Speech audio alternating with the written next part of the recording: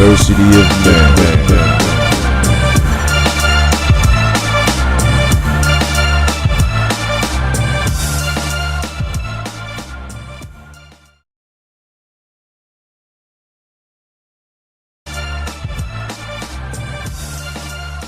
What up, Brett? What's happening, brother? Ow. Olay. Hey, it's funny you said that. It's funny you said that, brother, because now we about to hop right into it. Hey, first of all, welcome to University of Man, where you got two Christian brothers talking about manhood from a Christian perspective. I'm Fred Abernathy, and that's my boy, my guy, my best friend, my brother, my ship, my fraternity brother, and my accountability, bro. You that dude, Ivory L. Lewis. Yes, sir. Redrin, what's happening, young man? Great day to be amazing. It's a great day to be amazing. But usually we kind of glaze over the fact that we are men of Iota Phi Theta and that we are fraternity members and we are part of the D9 and all of that. But today I think it's very important that we talk about that. So Okay. I want to read this to you. Sources confirm one person is in custody in connection with the death of a Southern University student, Caleb Wilson, during what has been described as a fraternity hazing. Sources tell us Caleb McCray, a graduate of Southern University and a member of Omega Psi Phi fraternity, has been arrested. McCray is charged with criminal hazing and manslaughter. We were previously informed that the charges being considered in this case range from hazing to manslaughter. Manslaughter carries the most serious consequences of up to 40 years in prison upon conviction.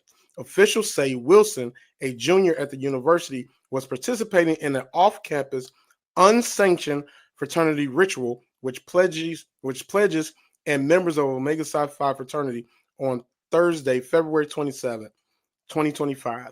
Sources said he was punched in the chest before collapsing, and he later died at the hospital. So we both pledged, and we crossed November 2nd, 1996, a long time ago. It seems like that, coming up on 30 years. And for me, right now, before we even get into it, I want to first of all say we are members of Iota Phi Theta Fraternity Incorporated, but we do not disrespect the men of Omega Psi Phi Fraternity Incorporated. They are a great organization. They have some great members.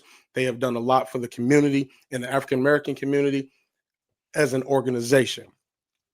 But this situation right here, in my opinion, is out of control. This is not the first time we've heard of a member of one of these organizations dying while pledging the organization. This is not the first time we've heard of hazing. This is not the first time that we have had members injured, all type of things. So, Ivory, you are a former football player for Big Ten University.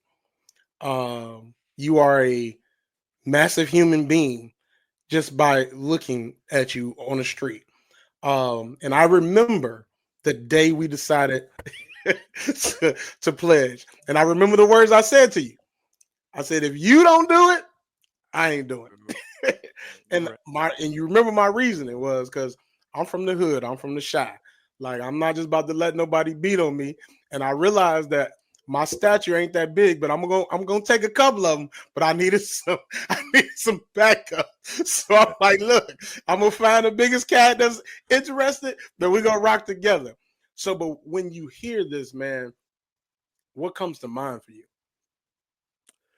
It's sad because you go back to why fraternities and sororities were created. It was to take care of each other during the Jim Crow era, during, the 1900s, when we went to college.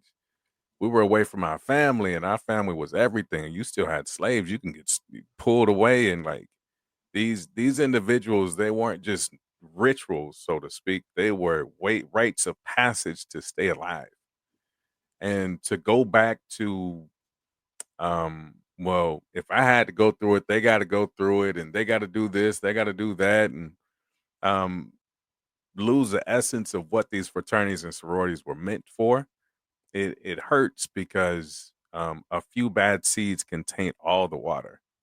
And you got a couple of drops of ink that's now tainted what I think is probably one of the most influential, and other than Masonry or Eastern Star, or some individual organizations like the Black Panthers that have created and maintained for higher education, at least, that integrity of, hey, we're going to take care of you while you're on campus. We're going to take care of you not only while you're on campus, but when you get into the real world, we're going to make sure we look out for each other. And I don't care what color you pledged.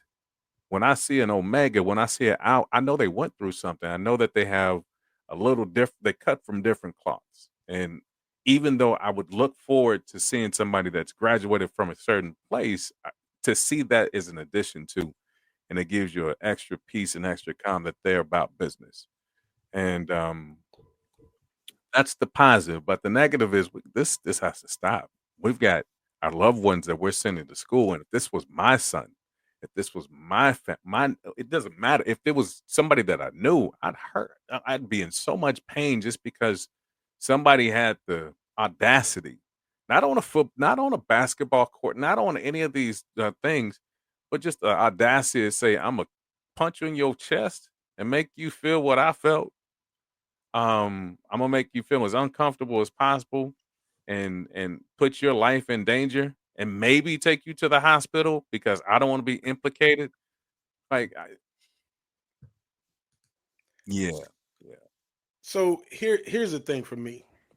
Not only have I been pledged, I've pledged other members and made a number of brothers to be a member of our organization. I got two issues. One, the wait, wait, fact wait, wait, wait. You have two daughters that are pledged. and I've got two daughters that have pledged, absolutely. But I got two issues with all of this. One, the fact that Shout out to SG Rose. both my daughters are members of Sigma Gamma Rho Sorority Incorporated. Legacy. But the one young man that was charged for this, I find disgraceful. Reason being, he may have delivered the last blow, but I can almost guarantee, without being there, he didn't deliver all the blows. And if he was the one, there were, and the post clearly says that there were members of Omega Psi Phi there and the pledgees. So the members that were there, in my opinion, would be accessories to the actual crime, because they not only did they see it, they probably participated in it, and they didn't report it. It's kind of like me and you being somewhere, and somebody in the car, we sitting out in the car, and somebody we dropped off at the store comes running out the store, hops in the car, and like, go, go, go, go, go. Sounds familiar, doesn't it? Actually happened. Actually happened. So, and Not to us, I don't think. not to us, but it's people we know, and we get pulled over. You are accessory to this crime. Like, and you could be like, Heck oh nah. man, I didn't know that they were in the store robbing the store, and they got in the car and told us to leave. Yes, you an accessory to the crime. I think it was horrible what happened, but now we're about to get a double situation where one young man, and I feel like the entire fraternity is hanging him out to dry so that they won't all be punished and say, hey, no, he did this act on his own. It was an unsanctioned fraternity ritual. Like, where's the accountability at? We're letting this one young man be hung for the act of many, in my opinion. Two, and you said it like, because it happened to me, it has to happen to somebody else. Well, it's a slave mentality to beat somebody down, but it's kind of morbid, in my opinion, that you beat them down, and then now, after one day of a ceremony, we want to call him our brother. That don't look like brotherhood to me. And our ancestors were beaten, killed for us to have the right to vote. They were killed for whistling at a white woman. They were killed and stoned and hung for just being in the wrong place after dark. So because those things happen to them, do those same things need to happen to us to still be considered black men? Like, at what point do we evolve? At what point do we say, look, enough is enough? Like, certain things just are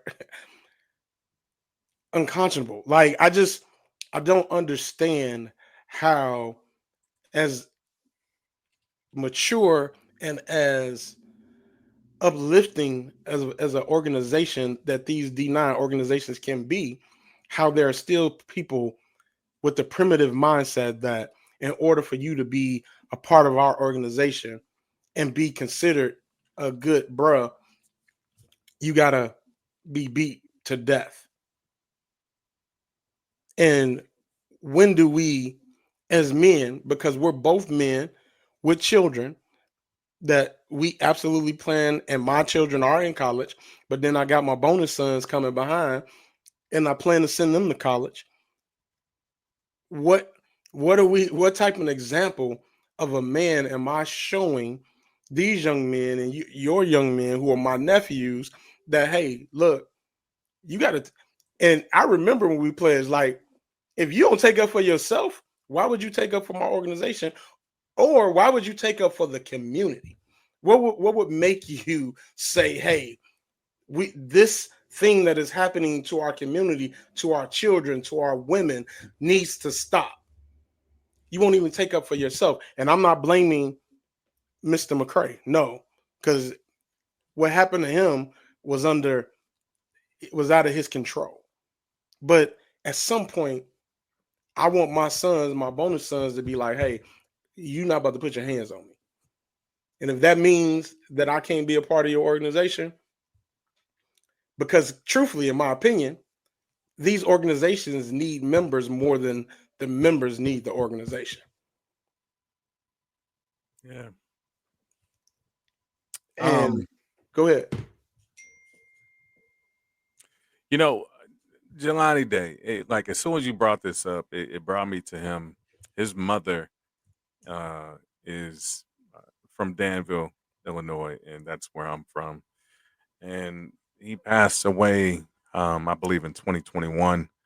And it was in a city in Illinois, small city, and they have a different breed of individuals that have a particular amount of racism.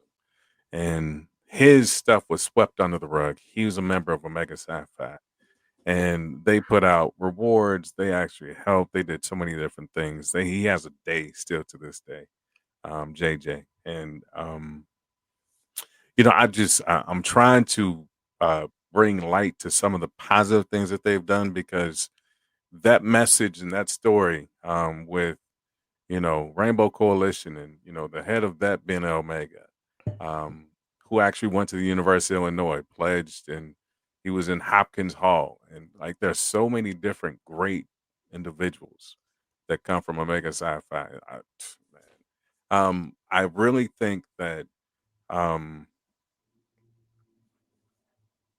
I'm trying to toe the line with this. I'll be honest with you, because as a man, as a father, as a husband, as someone that has sons and a daughter, I I crawl, because I also remember who I was when I was in college, and you have to have accountability to mentor and teach these young individuals to do the right things, because oftentimes when I look at my kids, my sons, they're looking for attention. No matter how they can get it, they want to get attention. I had to sit down with my 8-year-old and say, listen, you may want attention, but this is the wrong way to get it. You may want to, look good in front of your buddies or whatever the case is, but this is the wrong way to get in. You're going to go into a place where eventually somebody's going to call you on that. Nobody's called these individuals on this yet. And we have to call them on that. And we have to make sure that the people that are around them call them on that. And that doesn't just mean on that campus. That means across the United States campuses. You've got to call people on stupid stuff. You can't just go hit another man and not actually have any repercussions and then act as if it's supposed to be all cool the next day when we come and cross. Like, dude, I still harbor a little frustration with a couple people to this day. No, but I mean, I let it go. But you've got to Right. be in a place where it's got to mean something versus just doing something just to be stupid. Like, I get it. You want to have a little bit of fun, but it's still got to mean something. If it doesn't mean something, then why are you putting it into these quote unquote rituals or pledging processes? You know, yeah, that's my 2 cents, man. And I can get hot on this because I just feel like Absolutely. I feel it already. I'm gonna let that go. And let's for those people who don't quite understand what hazing really is. So hazing, the definition, the imposition or strenuous, often humiliating task as part of a program of rigorous physical training and initiation. Let's just stop there. No, Everybody, let's talk about why and what these rituals are for. right? They're to create and give history. Yes, They want you to be able to maintain the history, almost as if you were talking about certain things, so that you don't forget who your first line members were of a certain chapter, or in the beginning, who are your who was the first founder. individuals and why the founders? Why were these founders so adamant about September 19th, 1963? They founded a frat and it was called like. Why are they so adamant about this during Civil War? Like I said Civil War during the Civil rights, civil rights absolutely, marches and Martin Luther King and everything else. Why did these fraternities and sororities come up? That's what the rituals are about. To be real, you have to be able to spit history. If you can't spit history, if you can't like we had to learn history about all the organizations. We had to talk absolutely, about the different organizations, and we had a probate show, so to speak, coming out show, and we talked about other sororities and fraternities. So it meant a lot, not only just to your organization, but to everyone's organization that we kept that history strong. And this is unfortunately recreating a bad version of history that is taken away from what they've done for years, hundreds, well, at least 100+ years. yeah. So, And yeah. what I'm saying is, I want it to be very clear. Almost every organization, not fraternities and sororities, haze. Football teams, basketball teams, baseball teams, any type of team are coming together. Somebody is doing something strenuous, oftentimes humiliated. I'm seeing kids get crossed over on the court. Matter of fact, my bonus son just did that the other day. They were scrimmaging. He crossed his boy over, and the boy went flying, and everybody was like, "Dude!" Humiliated. And his daddy was sitting right there, humiliated. And the only thing he said was, "He pushed me." It was the same thing like when Mike did that crossover to Russell, and he kind of moved his hand and hit him. Same exact thing. Humiliated. Strenuous task of part of a program of rigorous physical training and initiation. The military. I was in the Air Force. If we go by this definition, I was hazed in the military. So all of this, but then the next part says humiliating and sometimes dangerous initiation rituals, especially as imposed on college students seeking memberships to a fraternity or sorority. And all I'm saying is, yep, there's going to be some push-ups, planks, running. All of that is exercise and to help us with our health. And it puts you on the, and I remember in an earlier podcast, we talked about being able to deal with stress now in our professional life and why it's so easy for us to do, because we were put in stressful situations and still had to deliver history, still had to deliver on whatever the expectation was. So I would never say that our process is all bad. I'm talking about the whole D9. The processes aren't all bad because it puts us in situations where we're going to have a level of stress. Because when we do get out in the real world, there is stress in the corporate America. There is stress in the boardroom. There is stress about making great investments and things of that nature. How well are you prepared to deal and keep moving forward under these stress levels. I think that is one of the things that I took away from basic training in the military, because you're talking about now, if you go into a war zone, if you can't pull from the basic training that you got, which is being able to stay under pressure, being able to stay focused under pressure. I remember having mock bombs go off around me when we were on the army base, and you still had to be able to put your chem suit on within 30 seconds while there's a boom. Okay, if you flinch and that 30 seconds in, you could die. So you got to still be able to do it. I get all of that.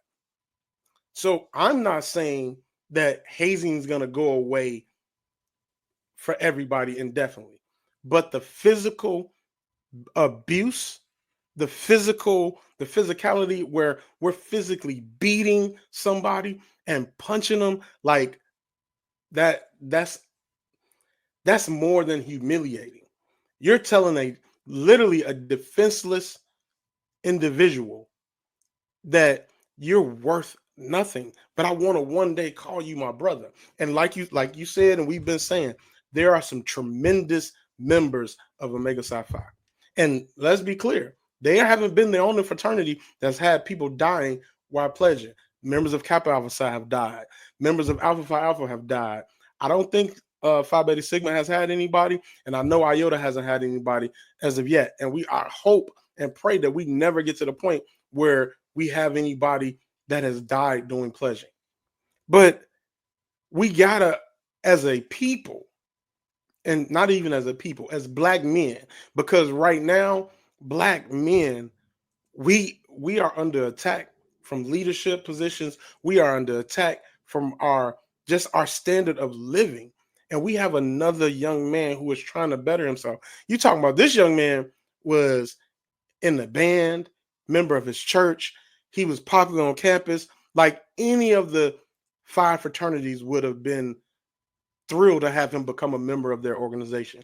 He chose Omega Psi Phi, which everybody has their reasoning. But now he lost his life over that decision.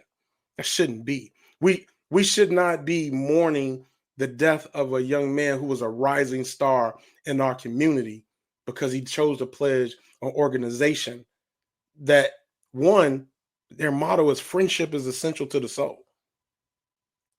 And I've always, and you said, why you know that, Fred? Because that's like you said, we had to learn everybody's history. And if friendship is essential to the soul, how can you continue to walk in that motto and in that light, knowing that we're killing individuals to become a part of it?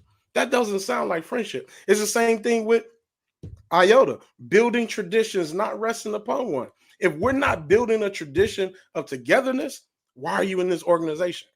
And every organization has their motto that they live by and why they do. Like my daughters who are Sigma Gamma Rhos, greater service, greater progress. My daughters are always like, well, what should I do? If you can't do nothing else, you need to be doing some community service because your organization stands on service. Bro, like it gets under my skin to see that, because we both have sons. And for the men that are out there, like one of my guys, Charles, his son CJ, Charles Jr., he's gonna be a D1 football player. I would absolutely love if he pledged Iota. But if he pledges anything else, I don't want to see, man, I would lose it. Like, this young man has the potential. Like I would lose. I couldn't fathom thinking of his mother having to deal with the fact that he's got the potential to do amazing things, not just in sports, but in life. And because he chose to be a part of an organization with such rich history, he loses his life.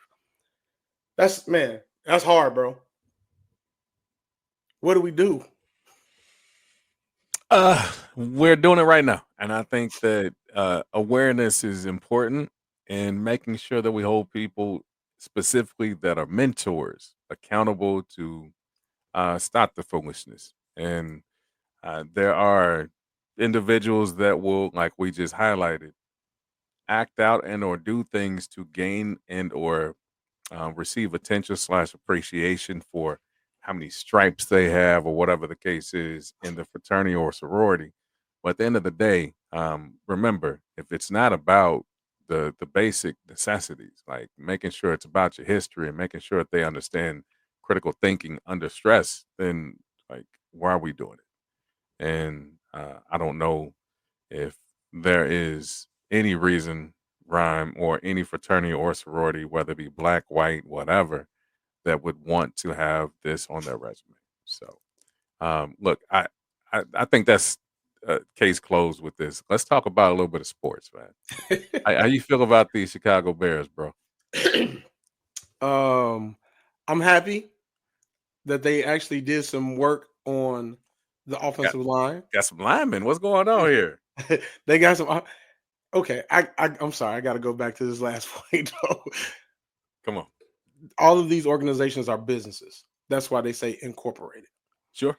And because I work in the insurance field, I recognize and I feel like the reason why they're hanging this one young man out to dry is that the amount of deaths that have happened while pledging that those particular organizations that have had people die, they're on threat of losing their insurance for their business, which could threaten the livelihood of the organization. And one young man is going to, yep, I agree he was wrong, but he's going to be punished for the entire fraternity because they don't want to lose their designation of incorporation. That's my opinion. Now back to the Bears. The Bears, man, look, I think we all know that they have some pieces around them, around Caleb. Caleb is he's doing his thing as far as being a rookie and all of that. The coach, I'm excited to see what happens. I'm actually really more excited to see what happens versus the Detroit Lions, considering that he's got very good inside information on how they do things. But the offensive line is most impressive. That we went out and got some big boys. We got some big boys. Big boys. So Got I think dude from the West Coast. hey, well, it's all good from the West Coast, but they come into the shot. Hopefully, they get acclimated to the weather before. Oh, he was actually from Detroit, so he came and got a dude that he knew about. So Yeah, we got him from Detroit. So yeah. Hey, man, I don't want to talk professional sports. Let's Okay. talk 10U basketball in LA. What's happening with Patrick Lewis, man? Oh my gosh. He is playing 11 and 12U basketball. And it's just one of those things where he almost lost himself because he was like, Dad, I just want to grow. I'm like, be easy, man. What we got you playing up because we want you against other talent. And bro, there is some talent out here. This side of Texas and on. It's weird. I have very like they are doing sets and things and motions, like they're doing stuff that people are doing in college and the pros.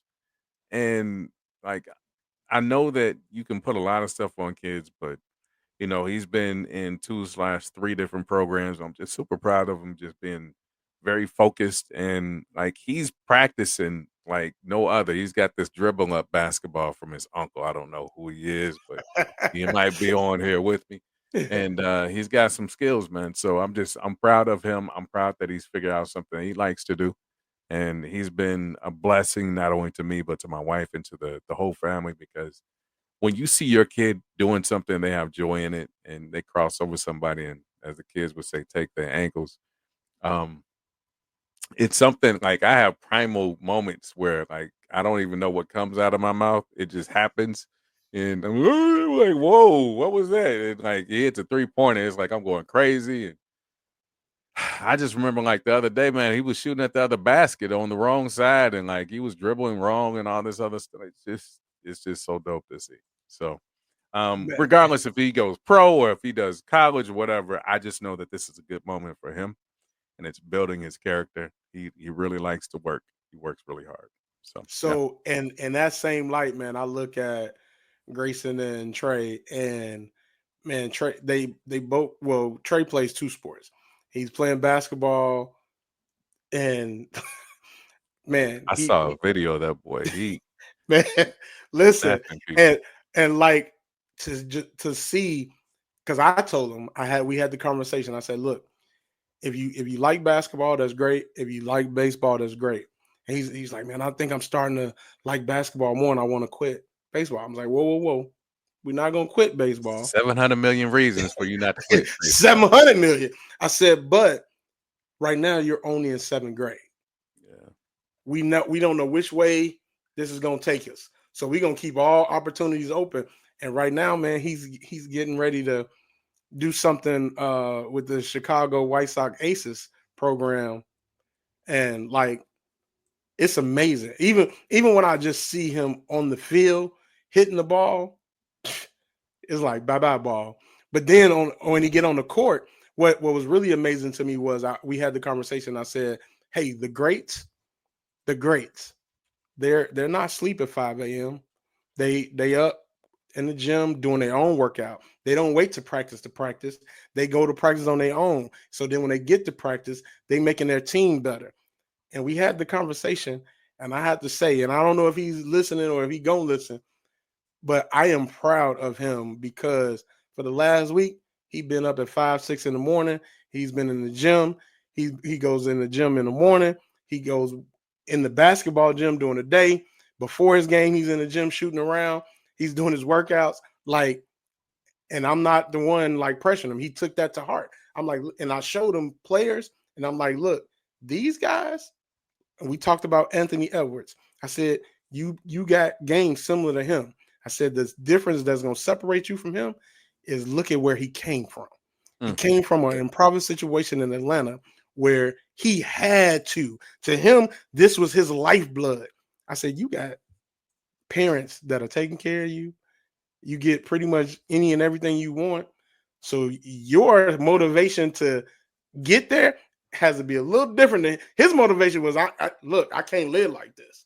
You can live like you living and be cool. So you got to be motivated in different ways. And the fact that he took that to heart and he's putting the work in, I'm so proud to see that. And like I told him, my objective is for you to get your college paid for. You get your college paid for, I feel like as a bonus dad, I've done my job and we got you where you need to be. You go to the league, that's going to be on you because I ain't going to be there in college to wake you up and have you do extra workouts, even though they got you do extra workouts. You get to the league, man, that's bonus and great. But like to see your kids do something that they enjoy, it is no other. I mean, and my daughter plays softball, and now she getting the itch like that. Like, I don't know, I might want to go back and play. I'm like, let's go. Right. Let's go. You can be a walk-on. Let's go. So can you give an update on somebody that just crossed? I'm just saying, man, shouts out to Mariah Abernathy, who just crossed Sigma Gamma Rho at North Carolina A&T, their Gamma chapter. Yeah, she the 4 on the line, the quad. She should have been a deuce like me and her big sister, who's a Sigma Gamma Rho from Johnson C. Smith. But we'll take it. Her mom is a SG Rho as well from University of Illinois, and she was 6. So we say 6 minus 2, we get 4. We okay with that. So, but yeah, shouts out to her. Vivacious Soul is a Sigma Gamma Rho name. She's doing big things. It was 22 of them, bro. 22? So they had two lines of the lean. If you don't know what the lean is when Sigma Gamma Rho's lean back and one got their leg up. Yeah, bro. It was crazy. It's just crazy. It's crazy to see, but it's really crazy to see my baby girl doing the lean. It was crazy. So shouts out to their line. It was pretty dope. And quiet as it's kept, North Carolina A&T is probably the largest HBCU in America. I'm talking about, it looked like a PWI when I was there. Like, man, it's buildings everywhere. This school is huge. But shouts out to them. She did her thing, man. And thus far, nothing crazy has happened to either my daughters, thank God, because I don't know how to control myself with my daughters. So you might have to do this show by yourself. So, Young carrying dude from Chicago driving like 17 hours in the middle of the night. Like, man, yeah. So, but yeah, shouts out to them. You know, they're doing their thing. But man, keep watching out. Remember Patrick Lewis. If you remember that name, Patrick Lewis, and as quiet as it's kept, Norman Greer, the third. They call his name. We call him Trey. I got a nickname for him, man. He made a new position. It's called the bully point guard. He's The bully point guard. Hey, guard. he do get called on the little charges sometimes, and I'll be like, he didn't even charge him. He just strong. These kids need to get the way room. His little chicken wing and a little chicken wing. It's like a turkey wing. Like, bang! Yeah, he got some strip, man. Yeah, he putting in that work though. You know that's what it is. So man, look, that's University of Man. Oh, but I do want us to talk about on the next podcast. Our parents putting more emphasis on sports than God. So we're gonna talk about that next time. Thank y'all for watching. I'm afraid. Oh wow, you just hit me right there. I'll be missing 30. Hey, man, you know, our lesson is that all these practices on Sunday is inside of the church. That deep, man.